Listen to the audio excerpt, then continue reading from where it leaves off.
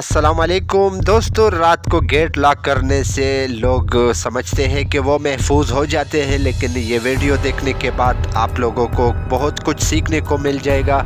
ये डकैत है, चोर है, जो कि रात के वक्त घरों के गेट खोलते हैं और किस अंदाज से खोलते हैं ये आप लोग इस वीडियो में खुद देख सकेंगे। शाम के बाद वारदातों का नया तरीका खुदारा, अपने घर के मेन गेट को कुंडी लगाने से आप महफूज नहीं होते। कुंडी लगाने के बाद इसको ताला लगाना मत भूलिएगा। इस वीडियो को शेयर करें, लाइक करें, दोस्तों को आगाह करें। इसमें आप लोग देख सकते हैं कि ये दो डकैत चोर है जो कि इस गेट का लॉक खोलते हैं और अब थोड़ी देर के बाद इसका तीसरा साथी भी इसमें आप लोगों को नजर आएगा। ये रात का वक्त है और ये वारदातें आजकल पाकिस्तान के हर शहर में ये डकैत और चोर करते हैं। तो इस वीडियो को देखने के बाद आप लोगों को बहुत कुछ सीखने को मिलेगा। वीडियो मुकम्मल वॉच करें, इसको लाइक करें, दोस्तों के साथ भी शेयर करें। ये जिस अंदाज में इस गेट को खोलते हैं और फिर इस वीडियो के आखिर में आप लोग खुद वॉच करेंगे कि ये क्या इस घर से चोरी करते हैं। इस वीडियो को मुकम्मल वॉच करके